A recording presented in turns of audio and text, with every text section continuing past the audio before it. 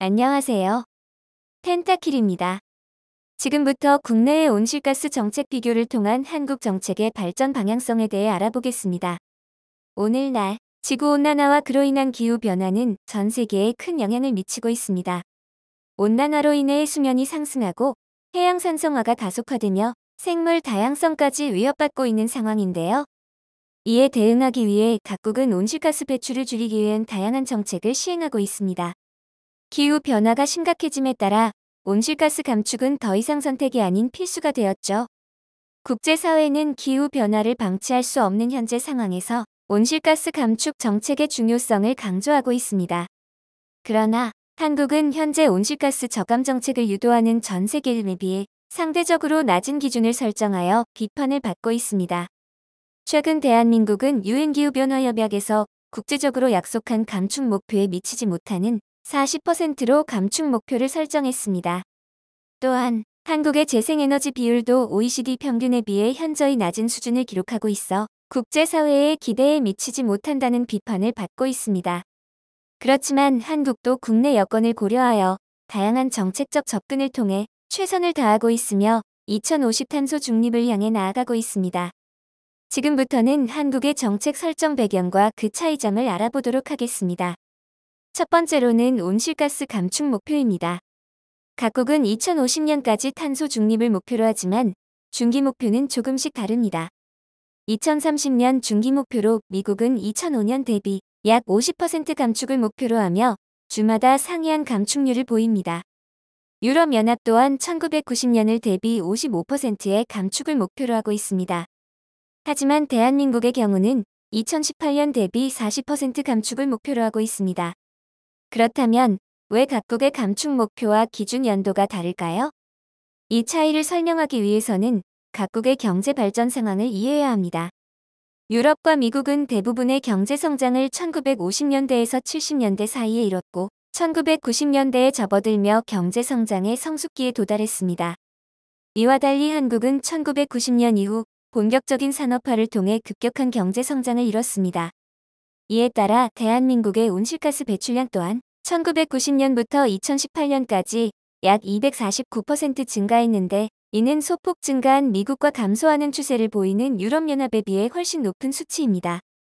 이처럼 한국은 경제적, 산업적 상황을 고려하여 목표를 설정했고 이는 국제사회에서도 존중받아야 할 부분입니다.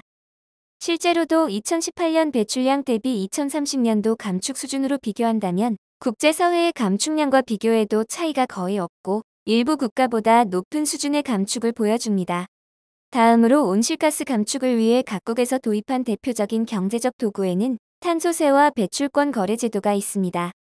이 두 제도는 각기 다른 방식으로 온실가스 배출을 줄이는데요. 그 차이점을 간단히 살펴보겠습니다. 탄소세는 상품이 만들어지거나 기타 산업에서 이산화탄소가 발생할 때 부과되는 세금입니다. 많이들 탄소세는 이산화탄소에만 부과되는 세금이라고 생각하지만 메탄이나 아산화질소 등과 같은 6대 온실가스에도 세금이 부과됩니다.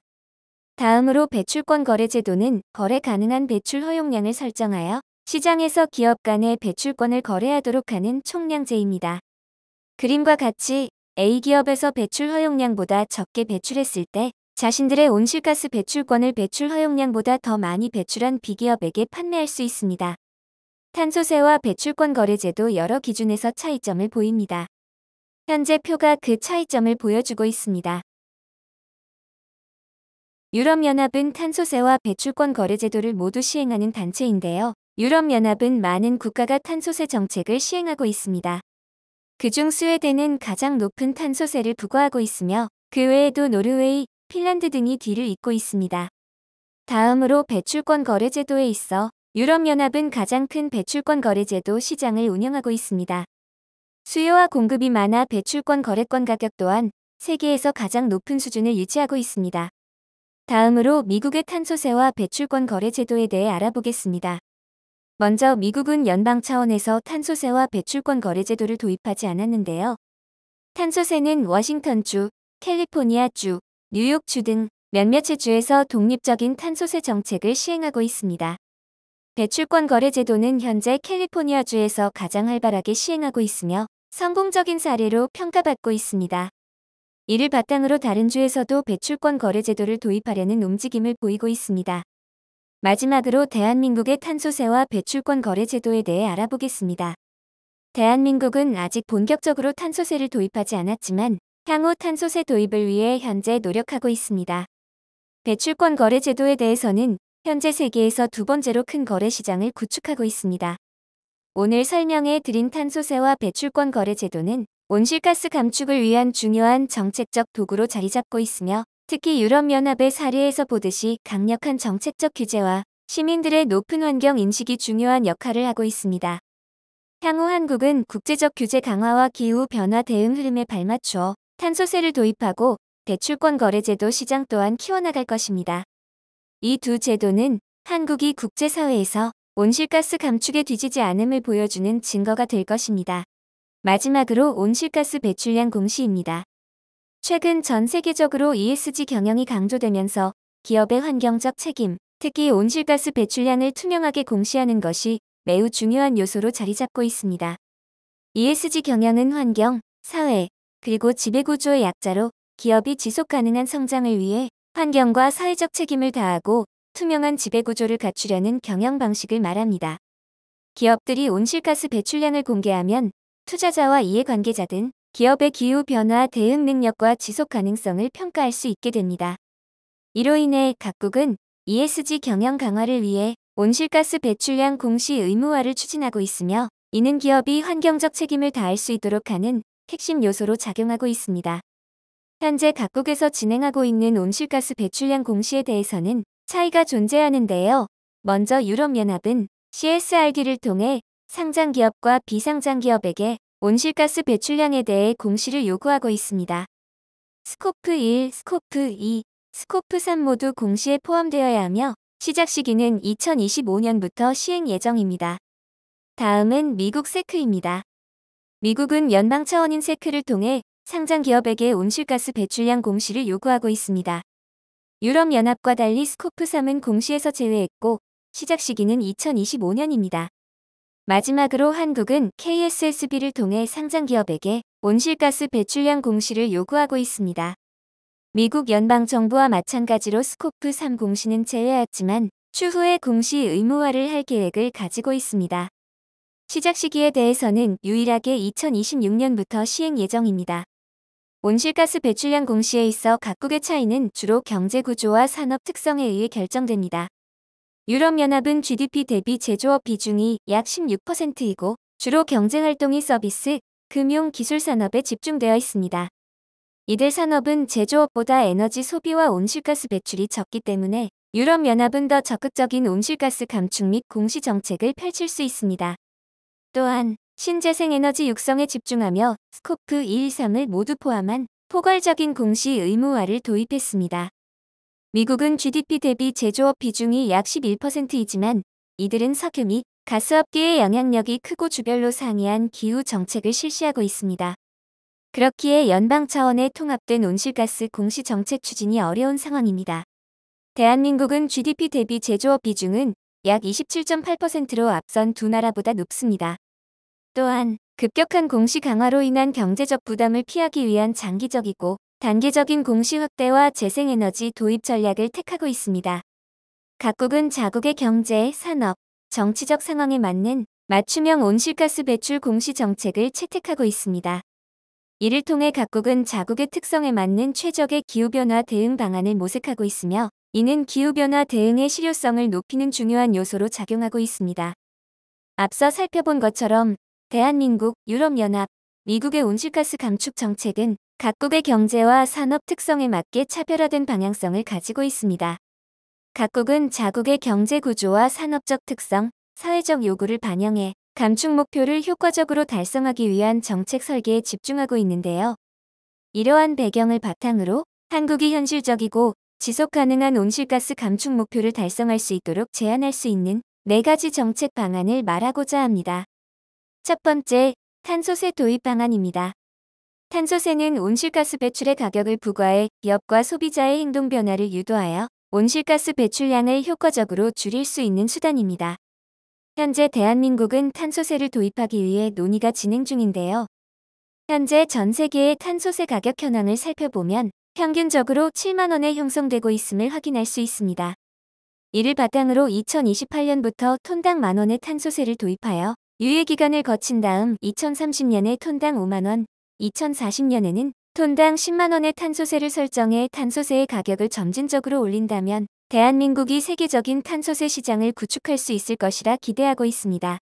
대한민국 정책으로 탄소세가 성공적인 안착된다면 탄소세로 확보된 세수를 이용해 국가의 재정을 강화하고 나아가 기업의 온실가스 감축 노력을 유도해 2050년까지 성공적으로 탄소 중립을 이끌 수 있을 것입니다. 두 번째, 온실가스 배출량 공시 기준의 범위를 확대하는 것입니다. 스코프 3, 즉 공급망에서 발생하는 배출량의 공시는 탄소 중립을 위한 기업의 지속 가능한 경영 활동을 투명하게 공개해 공급망 전체의 탄소 배출량을 포함하여 종합적인 환경 영향 파악을 가능하게 합니다. 현재 한국은 2026년부터 스코프 3 배출량을 공시할 계획이나 산업 구조를 고려할 때 모든 기업에 일괄적으로 적용하는 것은 어려움이 있어 단계적 접근이 필요합니다. 우선 2026년부터 대기업에 한해 기업의 재무지표 및 회사의 운영체계, 기업 내 업무에 대해 먼저 스코프 3 공시를 시작해 이를 점차 확대하여 2027년까지는 중소기업도 공시를 시작하게 할 계획입니다. 온실가스 배출량이 큰 전방산업 및 후방산업의 공급망에서 발생하는 배출량과 관련된 항목은 2030년까지 단계적으로 공시하게끔 유예기간을 설정해서 기업들이 공시체계에 적응하고 보다 정확하고 신뢰성 있는 데이터를 제공함으로써 2050년에는 기업 운영 전 과정에서 배출되는 온실가스 배출량을 성공적으로 집계할 수 있습니다. 배출량 공시 기준의 범위를 확대함으로써 장기적으로 환경 리스크를 체계적으로 관리할 수 있는 기반을 마련할 수 있습니다. 이는 기업 차원에서는 지속 가능성을 강화하고 친환경 경영을 실천하는 기업의 이미지를 확립하여 시장에서의 신뢰와 경쟁력을 높이는 장기적인 이익으로 이어질 수 있습니다. 세 번째, RPS 비율을 상향 조정하는 것입니다. RPS란 일정 규모 이상의 발전 사업자가 총 발전량의 일정 비율 이상을 신재생에너지를 이용해 공급하도록 의무화하는 제도입니다. 대한민국의 재생에너지 비율은 여전히 선진국에 비해 낮습니다. 2030년 발전원별 발전량을 살펴보면 유럽연합은 42.5%, 미국은 35%지만 한국은 21.6%의 비율을 보이고 있습니다. 한국은 지리적 특성상 풍력이나 태양광 발전에 적합한 지형이 부족한 상황입니다. 이러한 현실을 고려해 재생에너지 비율을 확대하기 위한 정책을 제안하고자 합니다. 현재 대한민국은 제10차 전력수급 기본계획에 따라 2030년까지 RPS 비율을 25%로 설정하고 있지만 이는 다른 선진국들에 비해 낮은 목표입니다. 따라서 대한민국도 국내 특수성을 고려하면서 RPS 비율을 25%에서 35%까지 상향 조정할 것을 제안합니다. 이를 통해 신재생에너지 발전을 더욱 촉진하고 국제적인 에너지 전환 흐름에 부응할 수 있을 것입니다. 또한 렉 가격 인상을 제안합니다. 렉은 발전 사업자가 RPS 의무를 이행하기 위해 구매하거나 기업들이 ESG 경영을 위해 구매하는 인증서입니다. RPS 의무를 충족하지 못한 발전 사업자들은 이행강제금 부과와 렉 강제 구매 등의 제재가 시행되고 있지만 제재 비용이 충분히 높지 않아 기업들이 실질적으로 의무를 이행할 동기부여가 부족한 상황입니다. 렉 강제 구매 조건을 향상해 기업들이 신재생에너지 투자를 확대시키고 반복적으로 의무 불이행 시 사업권을 박탈하는 등 강력한 제재를 도입해야 합니다. 마지막으로 건물 에너지 효율화 정책 강화입니다. 건물을 건축하고 운영하는 데 드는 에너지는 전 세계 온실가스 배출의 약 40%를 차지합니다. 이렇듯 건축 부문은 탄소 중립 목표 달성에 있어 매우 중요한 역할을 하고 있으며 대한민국도 이러한 배출을 줄이기 위해 여러 정책을 추진하고 있습니다. 그중 하나가 바로 제로에너지 빌딩 인증입니다. 제로에너지 빌딩에는 건물에서 소비하는 에너지 양을 최소화하고 태양광 같은 신재생 에너지뿐만 아니라 고단 열지붕, 고단 열벽체 등을 이용해 에너지 소비를 상쇄함으로써 순에너지 사용량이 제로에 도달하는 건물을 의미합니다. 이러한 제로에너지 빌딩을 통해 건축물의 에너지 효율성을 극대화하고 온실가스 배출을 줄이는 것이 목적입니다. 현재 대한민국은 연면적 1000제곱미터 이상의 공공건축물에 대해 제로에너지 빌딩 인증을 의무화하고 있으며 2025년부터는 민간 건축물과 공공 건축물의 인증 대상을 확대할 계획입니다. 2030년에는 모든 건축물로 인증 대상을 확대할 예정입니다. 하지만 문제는 2030년 이전에 건축이 시작되는 건축물에는 이러한 인증 의무가 적용되지 않아 온실가스 감축에 한계가 있다는 점입니다. 이에 따라 2030년 이후 완공 예정인 건축물에 대해 제로에너지 인증 의무 적용 시기를 2028년으로 앞당길 것을 제안합니다.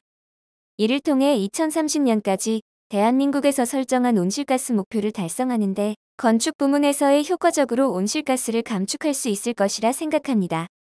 다만 제로에너지 빌딩 인증 시기를 단순히 앞당길 경우 초기 비용 부담 등으로 반발이 예상되기 때문에 정부는 제로에너지 설계를 수행할 수 있는 건축사와 시공사를 대상으로 세제 혜택 등 인센티브를 제공해 이러한 부담을 완화해야 합니다. 하지만 신축 건물만이 아니라 기존 건물들에 대한 에너지 효율성 개선도 매우 중요합니다. 독일의 사례를 보면 건물 에너지 패스를 통해 모든 건물의 에너지 효율성을 평가받고 이를 대중에게 투명하게 공개함으로써 에너지 성능에 대한 중요성을 강조하고 있습니다. 또한 2001년부터 CO2 감축 건물 개조 프로그램을 도입하여 단열재 보강, 이중창 설치, 난방 시스템 현대화를 통해 CO2 배출량을 줄여왔습니다. 이 프로그램을 통해 약 52만 채의 건물이 개조되었고 연간 약 390만 톤의 에너지를 절감하는 성과를 거두었습니다. 현재 한국의 경우 그린 리모델링 사업을 통해 일부 공공건축물과 취약계층 이용시설에 대해서만 지원하고 있습니다. 민간 건축물은 이러한 지원에서 제외되고 있어 에너지 효율성 개선에 한계가 있는 상황입니다. 따라서 우리는 독일의 건물 에너지 패스와 CO2 감축 건물 개조 프로그램을 벤치마킹해 그린 리모델링 정책을 강화할 것을 제안합니다. 이를 통해 에너지 효율성 평가 기준을 명확하게 하고 공공건축물만이 아닌 민간 건축물에도 단열재 보강, 이중창 설치, 난방 시스템 현대화를 지원합니다. 이러한 정책을 통해 건물의 에너지 효율성을 높여 국민의 생활비를 낮춤으로써 민생 안정을 유도하고 에너지를 자립적으로 소비하는 미래지향적 도시 환경을 조성함을 기대할 수 있습니다. 현재 한국은 탄소세 도입 논의, ESG 공시 확대 논의, 탄소 포집 및 저장 기술 개발, 재생에너지 정책 확대, 탄소 중립 확대 등 온실가스 배출량 감축을 위해 많은 노력을 기울이고 있습니다. 그러나 여기서 더 나아가 이러한 4가지 정책 제안들을 통해 대한민국의 산업, 재정, 국민의식 측면에서 다양한 장점을 기대할 수 있습니다. 먼저 산업적인 측면에서 강화된 정책으로 재생에너지와 친환경 원료를 활용을 유도하고 산업 내 전주기적 온실가스 배출량을 효과적으로 감소시킬 수 있습니다. 다음으로 재정적인 측면에서 제안한 정책을 통해 대한민국의 온실가스 예산 증축에 대한 정당성을 제공하고 경제적 유인을 통해 새로운 기술 개발과 산업 전환을 촉진할 수 있습니다. 마지막으로 국민의식 측면에서 국민들의 온실가스에 대한 환경의식이 향상되고 정부의 온실가스 정책에 대한 신뢰 상승 및 시민의식의 향상이 기대됩니다. 결론적으로 한국은 현재 시행하고 있는 온실가스 배출 저감 정책뿐만 아니라 실현 가능한 정책을 적극 도입하여 더욱 효과적인 온실가스 감축을 달성할 수 있습니다. 이를 통해 한국은 국내의 이해관계자들의 협력과 혁신을 촉진하며 경제 성장을 지속하는 동시에 환경 지속 가능성을 강화하는 이중 목표를 이루고자 노력해야 합니다. 이러한 대한민국의 노력은 장기적으로 한국의 산업 경쟁력을 유지하면서도 지속 가능한 발전을 도모하는 데 중요한 역할을 할 것이고 대한민국이 국제기후 변화 대응 노력에서 중요한 역할을 하는 국가로 자리매김하는 데 기여할 수 있을 것입니다. 지금까지 저희 영상을 시청해주셔서 감사합니다.